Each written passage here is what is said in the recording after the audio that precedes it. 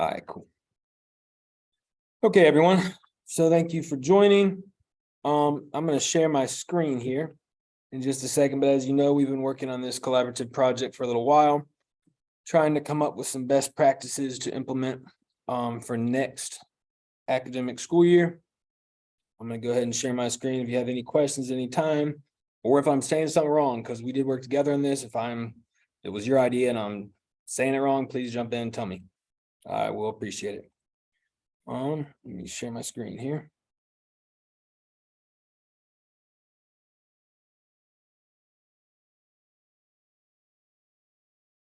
Can y'all see that? Okay, awesome.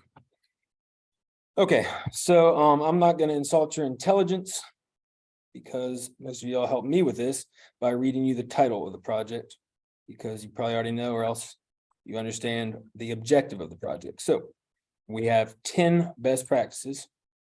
I'm going to go ahead and go to the next one.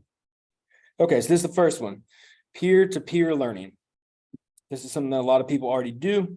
However, some of the newer teachers may not, because of classroom management issues.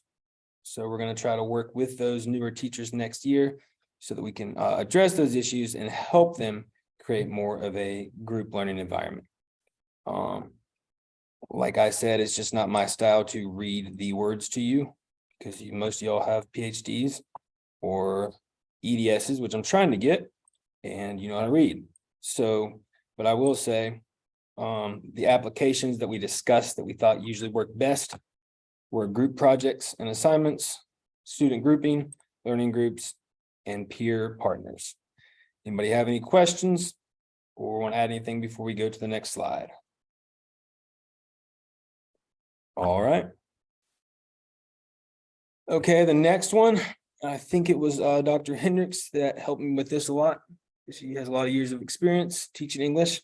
It was using examples and analogies that relate academic content to students' prior knowledge and real life experiences. Once again, this is something that I feel like a lot of teachers at Huffman do, but if you're having a bad day, if you're ready to retire and you're tired, or if you're newer and you're just trying to stick to the curriculum, it can be hard to know how to do this in a way that's engaging. So we came up with a couple examples here. I'm going to read them. And these are summarized.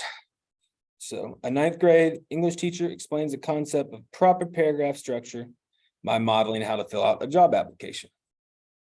A 10th grade math teacher explains a geometry concept by applying it to a bridge, a shopping center, or some other structure in the students' communities.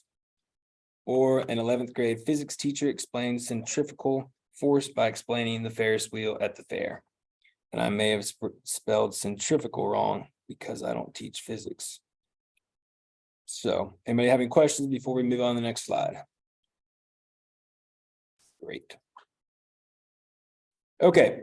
The next one is alter content level curriculum to reflect the racial and cultural background of your students, which is known as culturally responsive curriculum. I did not do this for the first 2 or 3 years of teaching, and I was not a very good teacher for the first 2 or 3 years of teaching. And I think Dr. Even helped me a lot understand how to do this. So the example is a 10th grade ELA teacher at a primarily African-American school looks over the district curriculum and sees that the students will be assigned the Scarlet Letter by Nathaniel Hawthorne. However, instead of the Scarlet Letter, the instructor instead assigns her students to read Forged by Fire by Sharon Draper, which, if you know, is a very well-known author of young African-American literature. Kids love her books. Before we move on, we'll take questions. I have this little disclaimer here. This helped me understand how to do this, because a lot of newer teachers are not comfortable changing a required curriculum because they think they'll get in trouble. So the idea is that what you were teaching stays the same, like the standards, the learning objectives, those are the same as what they have printed on the district curriculum. But you were just changing how you're teaching it. Literature is just the vessel of how you're going to teach it.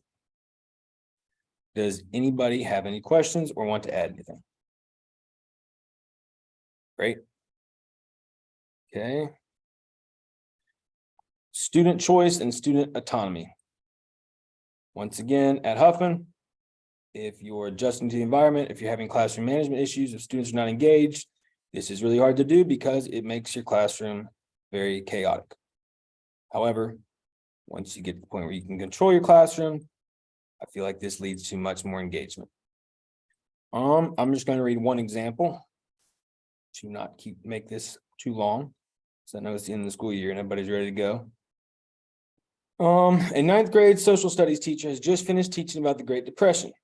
Instead of assigning a group project about the Great Depression, he allows students to complete their project on any aspect of American history during that same time period.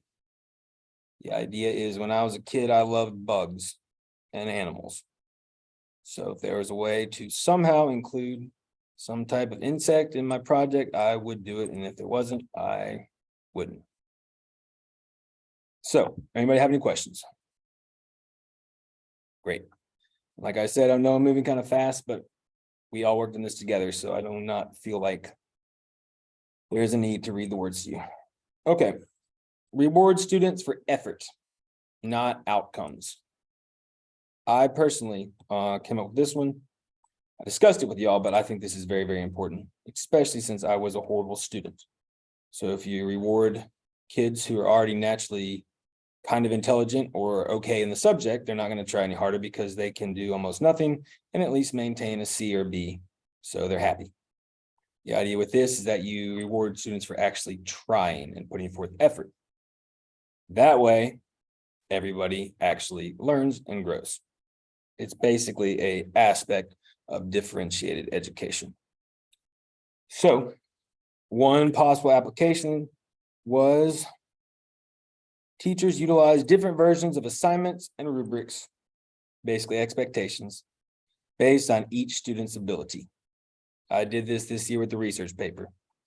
Kids that were really struggling to read and struggling to comprehend, they were able to turn in a paper that looked not very good and did not sound very good, but for them, it represented a whole lot of very hard work and they really worked on it. However, I had other students that if they had turned in that, they would have gotten a 0 and they would have had to redo it. Does anybody have any questions?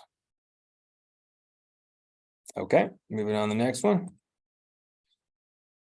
Create a positive, unique classroom culture that allows students to feel ownership of the classroom. This is one of those best practices that sounds really good, but we have all been there where you're pulling your hair out and you don't know how you're supposed to do that. And frankly, you're at a point where you don't care if you do that because the kids are just taking you to a bad place. So when we were discussing, and as you know, I like to be very real about things. A lot of y'all kind of came up with ideas to help teachers that were struggling in this. And if I remember right, it's not till next year, we kind of had an action team that we were going to kind of create some mentor teachers to help the newer students with this aspect, which I think will help a lot. So we're going to move on to the next one. Number 8, utilize modeling as an effective method of whole class instruction to boost student comprehension. Okay, this one is, I think, great. And I think it's Miss Gardner that does a fantastic job of this last time I was in her classroom. So it's a 12th grade calculus teacher models how to work out a complicated equation step by step. And instead of reading these, I'll basically explain. You're doing the work in front of the class, right?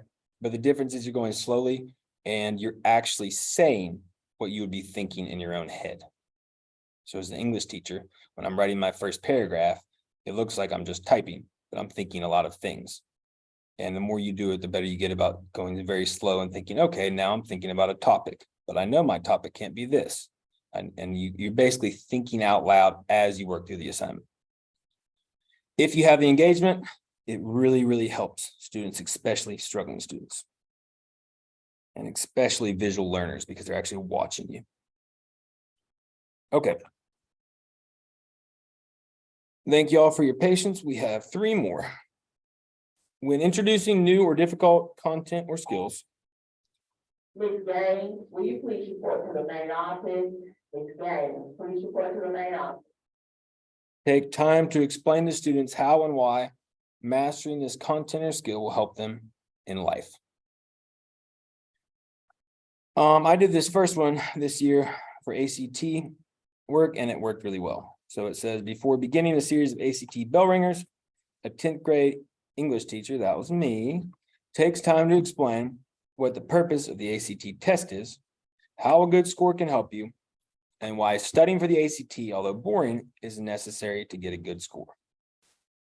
I like this best practice a lot because you have a lot of kids that like to grumble and say, this is never going to help me. But then if you do this well, they grumble and they know it's going to help them, so they can't say that anymore. I actually had a kid this year who said that, and it was like, well, no, okay, fine, it is going to help me, but I just don't feel like doing it right now. I think it helps to apply things. Anybody have anything to add or have any questions? Okay. Use multiple methods of summative assessments to allow for student diversity and learning differences. This is one that I felt strongly was not good for a long time, but as I become a better teacher, gotten a better handle on my classroom, I use it more and more. So a 12th grade English teacher is giving a summative assessment on specific learning objectives. Throughout the course of the year, the class has read 1 full-length novel and 2 short stories. The instructor creates 3 separate assessments, one based on each text, and give the students a choice as to which assessment they wish to take. So the idea is that you're just testing the skills or the learning objectives that you want them to master. How they show you that they have mastered it, that's where you give them a little more freedom. I did a lot of student conferences in my class this year, and it worked really well because if your kid is sitting right in front of you and you ask them a question, even if they got an A on that assignment, if they can't tell you at all anything about it, well, you know they probably copied it, and you know they probably haven't mastered it. So it really helped me a lot. And the last one, create a technology-rich, technology-positive classroom culture. Most of y'all already do this. I think that it gets a little frustrating sometimes when some of the applications don't work, but I'm going to read this last one because I added this one later after we had come up with most of these together. I hope you don't mind. It's encourage students to use newer forms of technology that you may not be familiar with. Offer technologically proficient students the chance to teach the whole classroom about new technology. So I'll end with this example. So y'all know a lot of colleges and teachers are kind of worried about AI and chat GPT, right? Because kids are writing their own papers with it. And when we did a research paper this year, it was the first time most of them had ever done a full-length MLA formatted research paper. So you have to put all your references in MLA format, right? When I was in school, you had a book. I'm sure most of y'all remember that. You had to look it up. Then when I was in college, they have this website that most of y'all probably use where you go and you put in your information and it formats it. I told the kids, I was like, there's a lot of technology out there. If y'all can figure out an easier way to do this, please tell me. And one of the kids realized that if you have a good AI software, chat GPT, you can say, put this source and name the source in an MLA format citation. 30 seconds later or 5 seconds later, it's right there and it's perfect. So that's a good use of how to use something that, you know, is seen as negative in a really positive way. All right, y'all. Does anybody have any questions, anything to add before we leave? Oh, you have your hand up, Miss Swanson? Yeah, I was just gonna add on the technology-rich classroom culture. I started showing, I had my students like look at TikTok videos that I would show, and I would explain what was going on in Spanish, and that got their interest a lot better. So just kind of using things that they're already interested in helps them get off the phones in their laps and like looking at the screen at what I wanted to talk about anyway. So it was just a fun way to apply technology. That does sound really cool. I'm gonna have to try that. Yeah. All right, y'all. Cool. Mr. Wynn, did you have something to add? Yeah, when you mentioned taking ownership, having the kids take ownership in the classroom, I just wanted to kind of give you your props on that. You know, you mentioned when you first started here as a teacher and, you know, you're not put a lot of time in together. And you just let the kid, you put a border up and had all of their work up. Their work pretty much dominated the decorations in your room, and you did a great job, with that ownership piece for them. And I think that means a whole lot and goes a long way into them building confidence in their own abilities. So kudos to you on that. Thank you, Mr. Wynn. Coming from my former mentor, that means a lot. Great presentation. All right, I'm Will we gonna get a copy of that via email? 1 second, let me stop recording here.